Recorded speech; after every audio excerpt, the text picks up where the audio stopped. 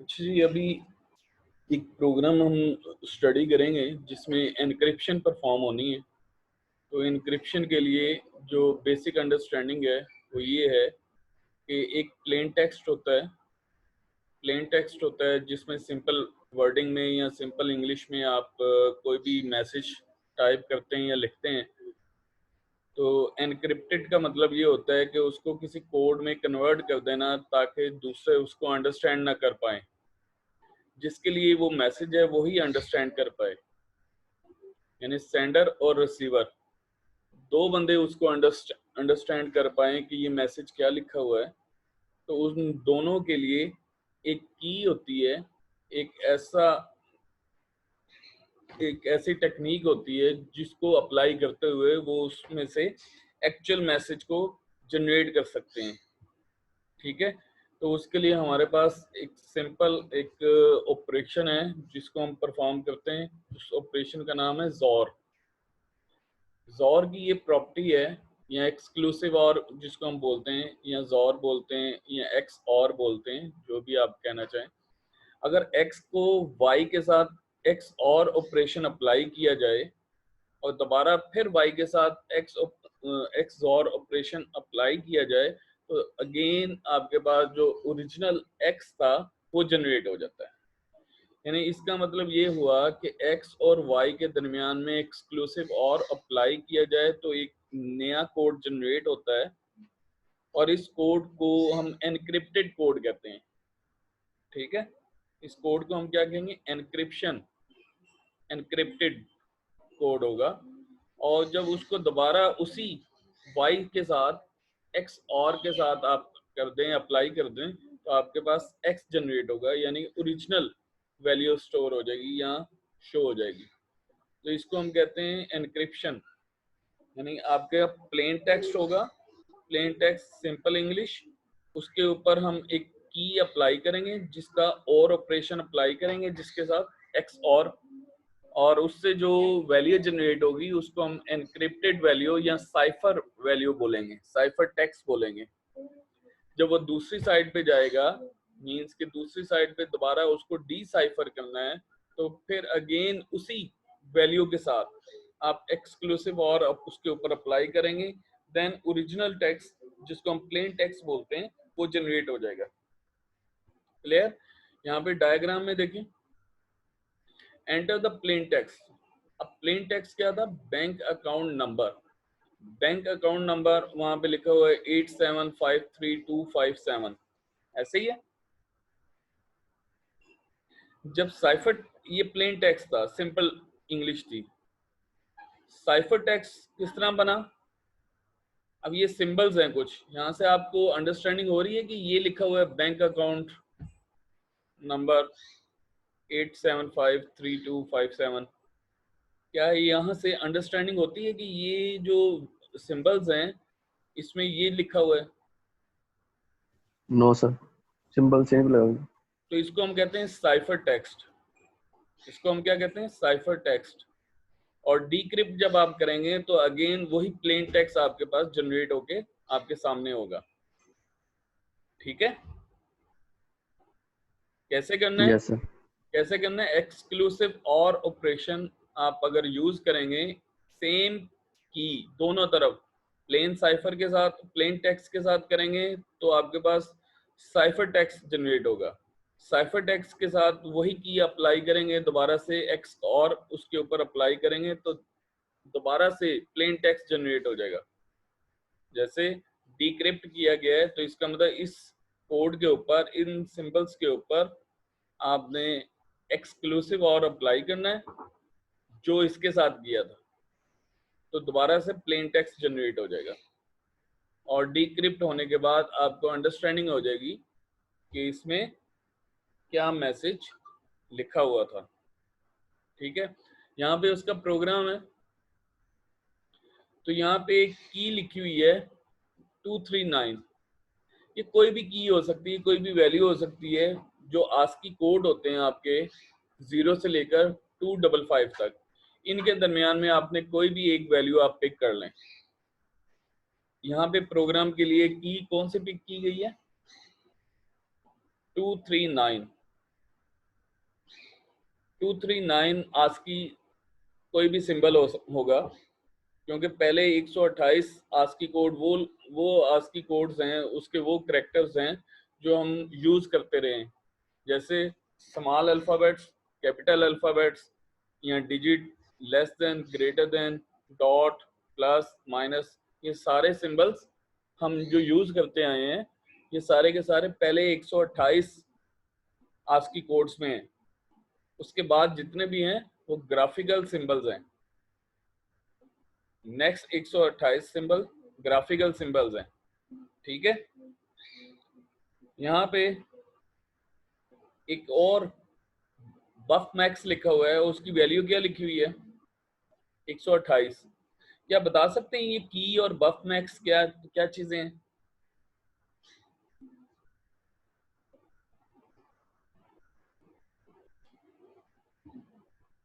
हाँ जी, बता सकते हैं की और बफ मैक्स क्या चीजें हैं? वेरिएबल है या कुछ और है?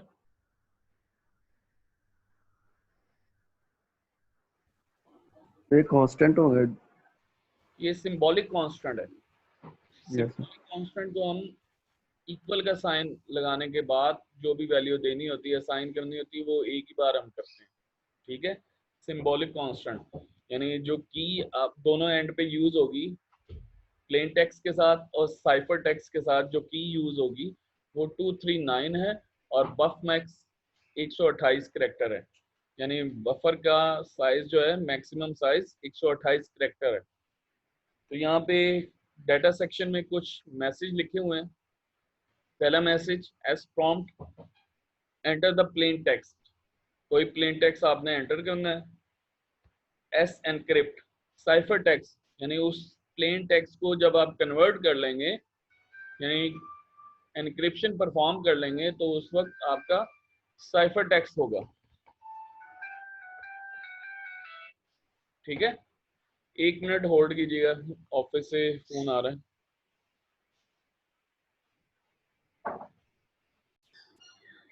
हाँ जी, आवाज आ रही है मेरी? आप यस आ रही है। डॉक्टर साहब का फोन था इसलिए मैंने वो सुनना था। अच्छा, यहाँ पे मैसेज है, enter the plain text. Plain text कोई भी इंग्लिश में आप, सिंपल इंग्लिश में आप टेक्स्ट लिखेंगे। उसके बाद जब इंक्रिप्शन परफॉर्म कर लेंगे तो फिर आप उसको, उस टेक्स्ट को हम क्या बोलते हैं? Cipher text. तो साइफर टेक्स्ट उसका शो करेंगे। फिर जब आप उसको डिक्रिप्ट करेंगे, दोबारा से आप प्लेन टेक्स्ट में कन्वर्ट करेंगे, तो उसके बाद आप डिक्रिप्ट का मैसेज आप शो करने के बाद उस स्ट्रिंग को, उस मैसेज को आप डिस्प्ले कर देंगे। वो मैसेज आप कहाँ पे स्टोर करेंगे? बफर के अंदर, ठीक है। बफर के अंदर आप स्टोर करेंगे, और बफर का जो साइज है वो बफ मैक्स +1 डुप 0 लिखा हुआ है। बफ मैक्स की वैल्यू क्या है? 128। Yes sir. +1 क्यों किया? मैक्सिमम बफर साइज 128 करेक्टर का, +1 इसलिए किया है कि उसमें अगर एंड पे नल करेक्टर आपने प्लेस करना है तो नल करेक्टर उसमें ऐड हो जाए, तो इसलिए +1 है। नल करेक्टर भी एक स्पेस लेता है, तो इसलिए 129 करेक्टर की ये 129 करेक्टर का ये बफर आपने क्रिएट किया है, ठीक है। और बफ साइज एक वेरिएबल डिक्लेयर किया है, उसकी टाइप डीवर्ड है, और उसकी वैल्यू अनइनिशियलाइज है, ठीक है। तो सबसे पहले देखें, मेन प्रॉक है। मेन प्रॉक के अंदर एक प्रोसीजर कॉल किया गया है, इनपुट द स्ट्रिंग। स्ट्रिंग कैसे लेते हैं आपको पता है? सबसे पहले आप इस मैसेज को शो करेंगे। यहाँ पे उन्होंने अलग-अलग फंक्शन बनाए हुए हैं, अलग-अलग प्रोसीजर बनाए हुए हैं। तो सबसे पहले कौन सा मैसेज आएगा?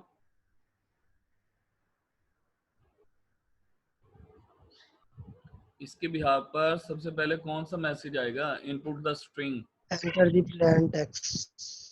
Enter the plain text. कैसे शो, यस सर। कैसे शो होगा?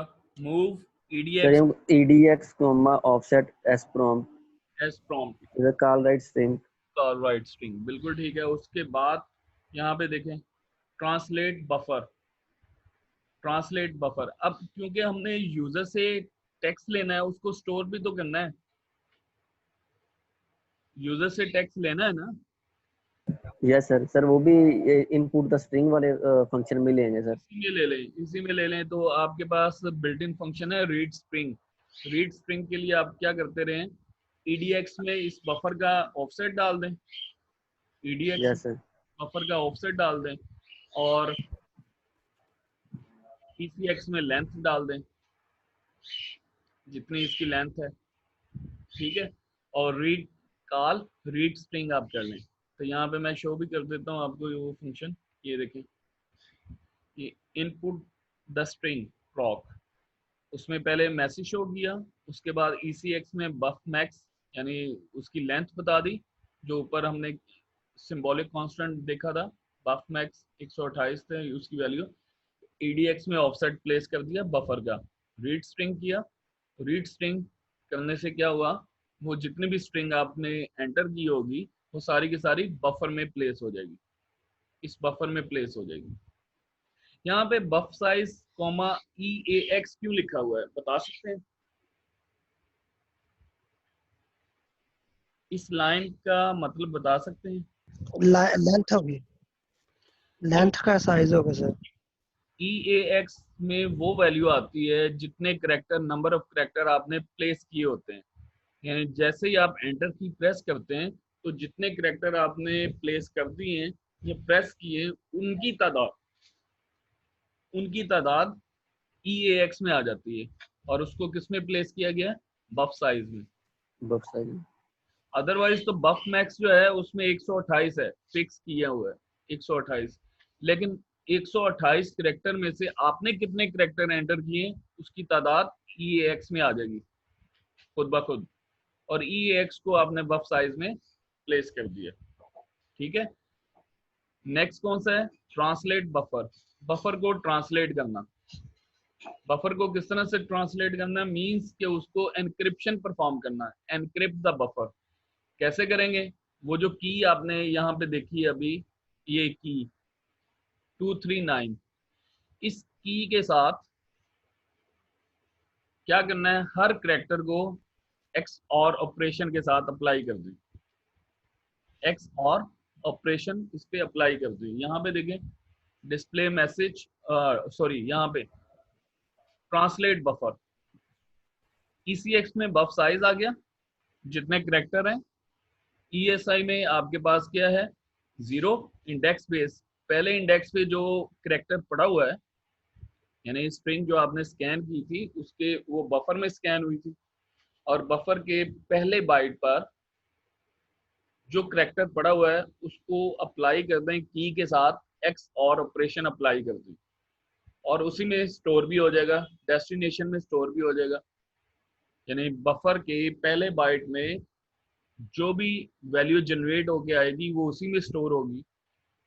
और इसी तरह से फिर वन बाय वन आप ESI को आगे मूव करते जाएं, यानी उसमें इजाफा करते जाएं, तो एक एक बाइट आगे मूव करता जाएगा, तो उस हर बाइट पर जो भी करेक्टर पड़ा होगा उसका ऑपरेशन परफॉर्म होगा की के साथ एक्स और, ठीक है।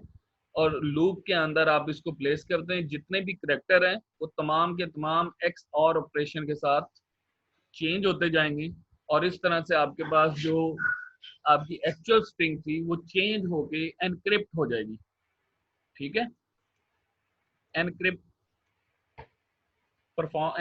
परफॉर्म हो जाएगी, और उसके बाद आप एक मैसेज डिस्प्ले कर रहे हैं EDX offset S encrypt, S encrypt में क्या लिखा हुआ है, साइफर टेक्स्ट, उसको शो कर दिया है, ठीक है। कॉल डिस्प्ले मैसेज में राइट स्ट्रिंग लिखा है।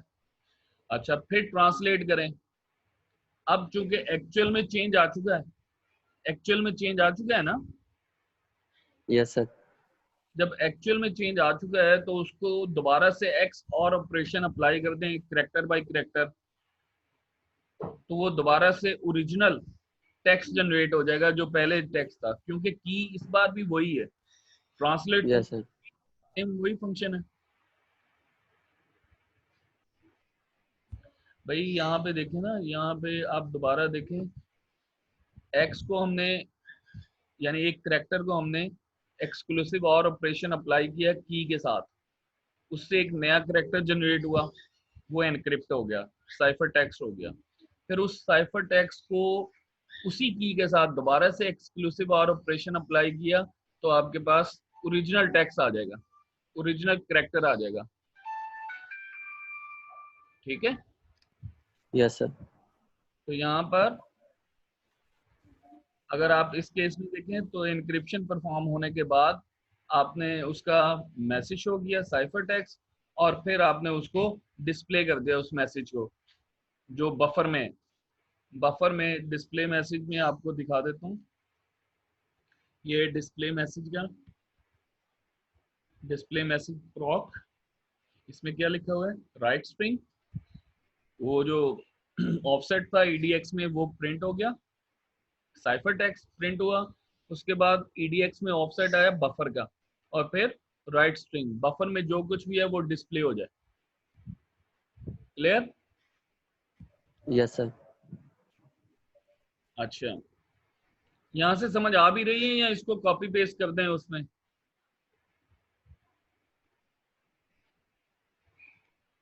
बताएं, आपको समझ आ रही है यहाँ पर? यस सर, आ रही है समझ। बाकी लोगों को? Yes sir. क्लियर है, समझ आ रही है?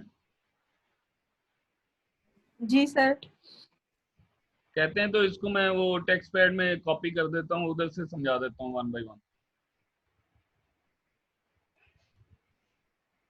यस सर, समझा दे एक दो। समझा ही रहा हूँ वैसे तो। अच्छा, चले मैं देखता हूँ उसमें टेक्स्ट पैड पे जो आप कह रहे हैं वहां पे। मैं 1 मिनट।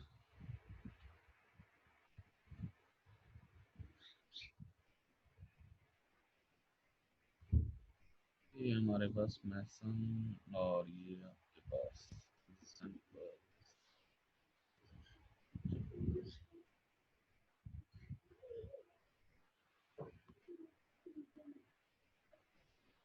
अच्छा जी, मैं एक स्क्रीन शो कर रहा हूँ, वो देखिएगा जरा।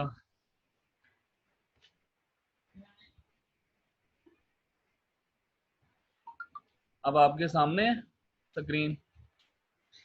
Yes sir. अच्छा, ये वही प्रोग्राम मैंने एग्जांपल से उठा लिए। अच्छा, यहाँ पे यहाँ तक हम पहुंचे थे। मैं इसको डिस्प्ले पहले इसको रन करके आपको दिखाता हूँ। कंपाइल हो गया, कंपाइल होने के बाद आउटपुट स्क्रीन, यहाँ पे देखें एंटर द प्लेन टेक्स्ट आ रहा है लिखा हुआ नजर? यस सर, आ रहा है। तो यहाँ पे मैं जस्ट ये लिखता हूँ कि आमिर, एंटर। अब देखें आमिर शेख जो है साइफर टेक्स्ट में कैसे है, और फिर डीक्रिप्ट हुआ तो अगेन आमिर शेख आया। ठीक है, समझ आ यस रही? सर। अच्छा, यस सर। अब मैं वापस आता हूँ अपने उस प्रोग्राम में, 1 बाय 1 आपको समझाता हूँ। तो यहाँ पे हमारे पास सबसे पहले हमने इनपुट स्ट्रिंग की, ये मैसेज हमने ले लिया, उसके बाद हमने क्या किया, एक्सक्लूसिव और ऑपरेशन अप्लाई किया ट्रांसलेट बफर में, और एनक्रिप्ट कर दिया। एनक्रिप्ट करने के बाद हमने उसको क्या किया, डिस्प्ले।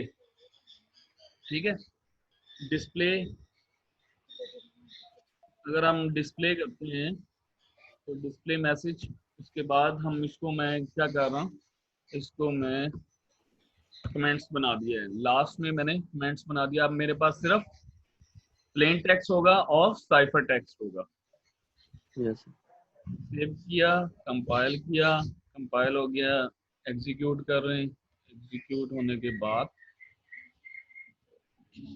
यहाँ पे देखें, कोई भी आप अपना नाम बता दें। मैं कहता हूँ जी Amna Murtaza.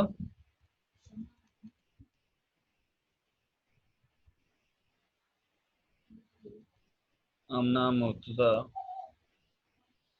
Is a good student. ठीक है, अब देखें क्या जो सिंबल आपके सामने है साइफर टेक्स्ट में, क्या आप बता सकते हैं, आपको समझ आ रही है कि यहाँ पे इसमें लिखा होगा क्या Amna Murtaza is a good student? No sir. तो ये इसको हम कहते हैं एनक्रिप्शन या साइफर टेक्स्ट बोलते हैं। यस ठीक है, आप किसी और करेक्टर का भी आप इसको कर सकते हैं, परफॉर्म कर सकते हैं। अच्छा यहाँ पे हमने क्या लिखा हुआ है, 239 लिखा हुआ है, हम इसको किसी और वैल्यू के साथ चेंज कर देते हैं, 250 के साथ चेंज करते हैं। आप देखें क्या इफेक्ट आता है।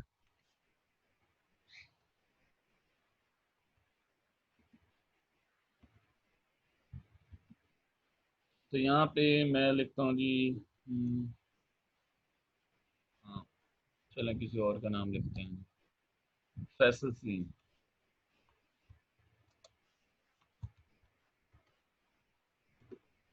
आप देखें, देख रहे हैं, yes sir. Number of character उतने ही हैं जितने आपके एक्चुअल करेक्टर थे। स्पेस भी एक करेक्टर है, लेकिन तमाम के यस सर। तमाम कन्वर्ट हो चुके हैं, सिंबल्स में कन्वर्ट हो चुके हैं। ठीक है, यस सर। अब अगर एक और करेक्टर के साथ मैं चेंज करना चाहूँ, तो जैसे मैं ये कह दूँ कि मैं इसको 65 के साथ देखता हूँ। 65 के साथ क्या होता है, 65 किसका कोड है? से ए सर, बड़े ए का सर। कैपिटल ए का। ठीक है, यस सर। आपके सामने, तो यहाँ पे देखें मैं लिखता हूँ जी फैसल सलीम।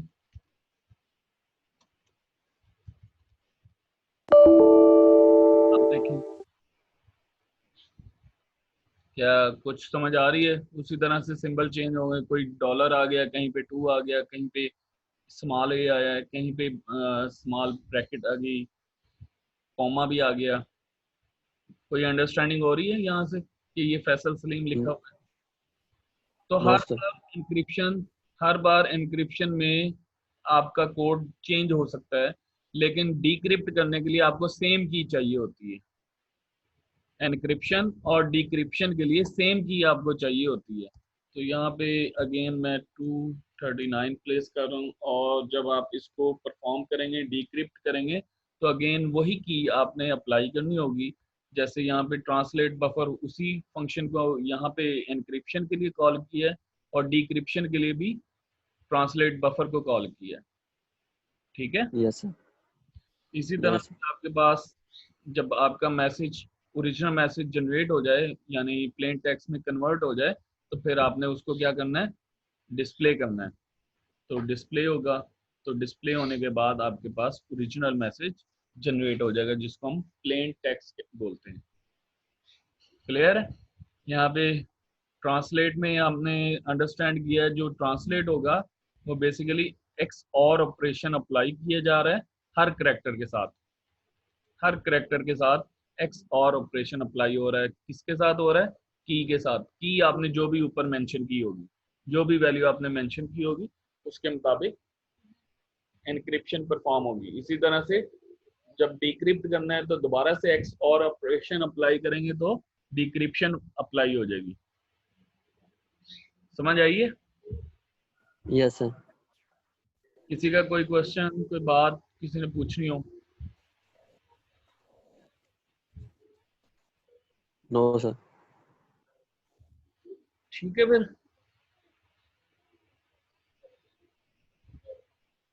क्वेश्चन नहीं है किसी का? No sir. चलो ठीक है, इसको देखिएगा, फिर नेक्स्ट लेक्चर में मिलते हैं थोड़ी देर बाद। Yes sir.